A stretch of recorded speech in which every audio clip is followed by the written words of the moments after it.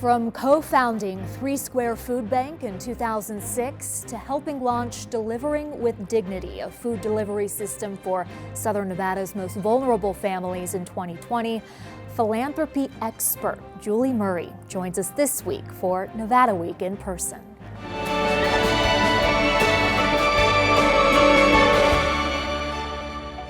Support for Nevada Week in Person is provided by Senator William H. Hernstat. Welcome to Nevada Week in Person. I'm Amber Renee Dixon. Julie Murray grew up in Las Vegas, graduated from UNLV, and has played a key part in the creation of several highly regarded organizations and public-private partnerships with significant social impact in Southern Nevada.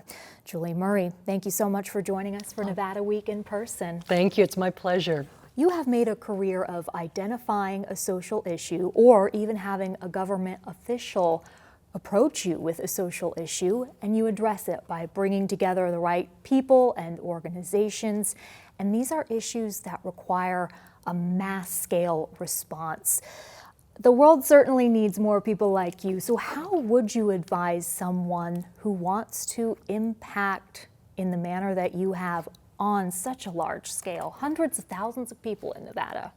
Great question, thank you. It's interesting that with our population here approaching 3 million, if everyone would do just one thing and find their passion, whether it's seniors, at-risk youth, food insecurity, climate and water, and experiment with volunteerism, giving cash or in-kind, and find their purpose, I believe then that they would be on a path to really make a significant impact. So is that how you started and then it grew into such a mass operation? Yes, in high school, I'll credit my high school with requiring that we all as teenagers got involved in giving. And my first volunteerism was at the Children's Behavioral Center on West Charleston. And interestingly, at this point in my life, I'm very active in teen mental health, suicide prevention. It started from when I was 16. So I love when teenagers get involved to find something that matters to them and engage passionately. It's interesting you say that in high school it was a requirement for you to get involved in some sort of volunteer work. Speaking about, or in giving specifically, giving in terms of Nevada, how well do Nevadans give compared to the rest of the country? I believe there's so much heart and passion for our members in the community to give. However, we only rank 44 out of all the states in the nation. Utah and Colorado are toward the top. But there is still so much generosity here. And as you know, the community's growing so fast. I think we're the #1 state in growth for 5 years. Many people just have moved here and they don't know where to give or how to give. So it's up to us that have been here for a while to invite them in and share with them ways to give. If there was a way to give top of mind for you right now, what would you say? I would say education. Education is something so vital to our community. And whether it's one of your viewers who's a parent that can go and volunteer at their child's school, or helping with the after-school meals, or in any way they can support education, I believe that's the #1 most pressing topic in our community. That, when we do it well, it makes our community vibrant, healthy, and a great place to live. And how crucial that you have provided various ways to do that at all sorts of different levels. In almost everything I've read about you, the word strategic is attached to philanthropy, strategic philanthropy. Why? And at what point did that become so important to you? I don't know if you've ever volunteered someplace and you show up and it's unorganized and it feels like it might not be a good use of your time, or you've made a cash donation and the impact wasn't as great as you wanted it to be. It's disappointing.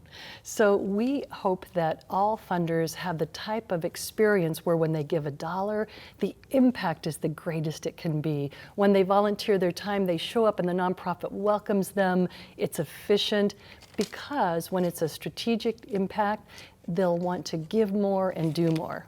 Feel that their time is valuable. Absolutely. All right, I mentioned 3 Square Food Bank. Delivering with Dignity. I did not mention the Andre Agassi Charter School that you helped to found, the Mental Health Initiative, Hope Means Nevada, the Moonridge Philanthropy Leaders Summit, the Moonridge Group being the philanthropy consulting firm that you now head. Out of everything you've done, where do you think that strategic philanthropy has best been applied? At Moonridge Group, because we like to be the humble center of philanthropists, the funders, and the nonprofits in the community to be able to be that bridge for excellent impact. As an example, we're very active in youth mental health. And one story is that because of our being that bridge, there is a father that lost his teenage son in the COVID years in 2020. And we now are actively engaged in youth mental health, spreading awareness it's okay not to be okay. Philanthropy did that.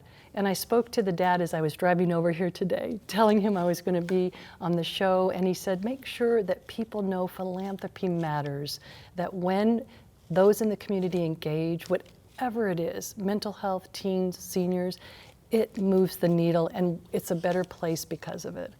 You spoke about mental health being something that was brought to your attention as a teenager. It's still prevalent. Is it more prevalent now? How does it compare? Oh my goodness, during COVID, it broke my heart to see so many of our young teenagers and even middle schoolers struggle.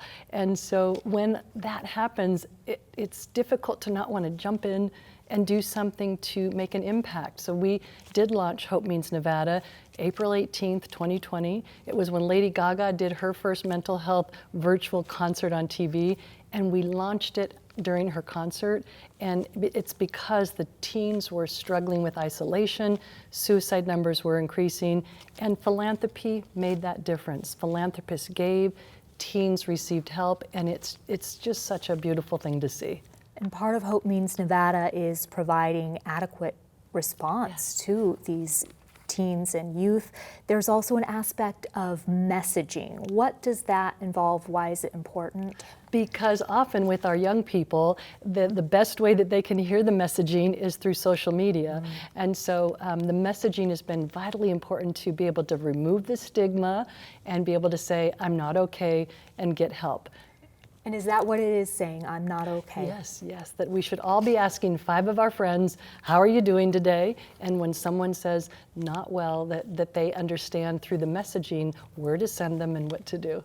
And how did you go about establishing that as the best type of messaging? Through strategy. There you go. And lots of research. Very, very good. And I imagine that is an important aspect of all the work that you do, strategic social impact. Of your accomplishments, anything that you are particularly proud of? My children. Okay. and then probably 3 Square was the most impactful in that it reached the most number of people. And food insecurity is something that we can all help with. And it's beautiful to see young people, older folks, or everyone in between be able to help with backpack bags full of food, or donate money and time. So that one was very meaningful. And that was something you founded at your kitchen table. That's right. What does that show about how philanthropy can start? Absolutely. It happens in the backyards and around dining room tables all over the country, that when like-minded people get together and say, I'm upset about this, I want to do something about this, there's a will to act, and then putting the strategy to it can change the world. So launched 3 Square Food Bank in 2006, you had to endure the Great Recession with less donations but an increase in need. What did you learn from that experience? That volunteerism was so important. During the Great Recession, in those years, we had so many people that came in and volunteered because they said, I haven't worked for 67 days and I needed to put on something nice, go out and feel good. And giving creates happiness. By giving back, we've noticed that people feel better. It gives them a purpose. So during the Great Recession, lots of volunteerism to get through those very difficult years. However, during COVID, we couldn't volunteer, so the impact on our happiness was severe. Yeah, an issue that is exclusive to COVID when you cannot be in person. How has volunteerism, has it rebounded? Oh, it has. It's so outstanding. As you know, we have our Philanthropy Summit coming up, and we'll be releasing the latest findings from our corporate giving report. It's just one of 3 in the nation where in Nevada we track giving. Volunteerism is up, financial giving is up, in-kind giving is up. So sometimes difficult time periods like we were through in COVID make us stronger and better, and Las Vegans are giving better than they have in many years. Any lessons learned from COVID? Yes, the importance of connection, the importance of making time to do something as basic as connecting with friends and keeping our own mental health in a good position. You also launched, in addition to Hope Means Nevada in 2020, amid the pandemic, you launched Delivering with Dignity. What is that? How is it going? Is it still running? Do you know, we have people that will say, I will never give up my Monday driving shift, because people got great pleasure out of going to the restaurants, picking up the restaurant food, driving it to families who were impoverished and could not get out. And so the volunteers and the donors have been getting just as much joy as those families that when the drivers show up, they're all volunteers, that they get this nutritious meal that was made by restaurateurs. Sadly, the need is still there. So it's still going, and we imagine it will be going for a few more years. Does it surprise you that you started with food insecurity and here you are still addressing the same issue? Still, it does. And the biggest hope is that we would never have to have a food bank or a Delivering with Dignity, because no one would go hungry, but we haven't accomplished that yet. We're trying. So you started in corporate responsibility, corporate social responsibility with Caesars.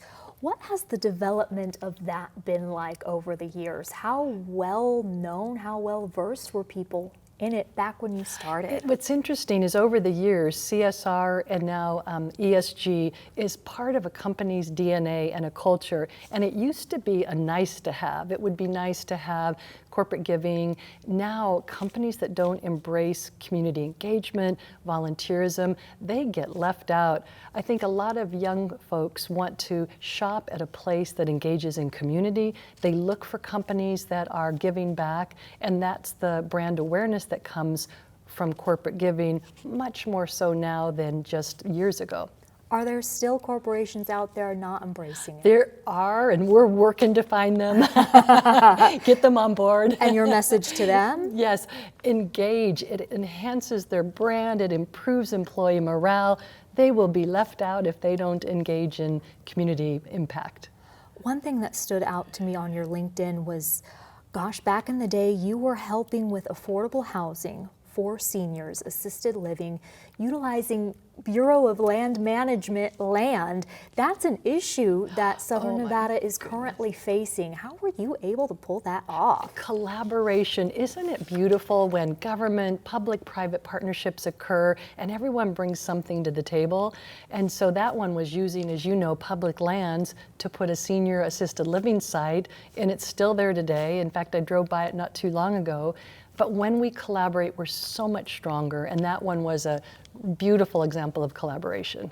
Last question for you. Of all the issues out there, what is the most pressing social issue in Southern Nevada right now? Education still. We still have a long way to go, but much progress has been made. The teachers and principals and school district is working very hard. We have some excellent leaders in that area. There's more work to do, but we're making progress. It is still the #1 pressing issue. Yes or no? Any plans to run for office in the future? No, I am super happy with my philanthropy role and feel very grateful for the community to be able to serve here. Julie Murray, thank you so much for joining Nevada Week in person. Thank you.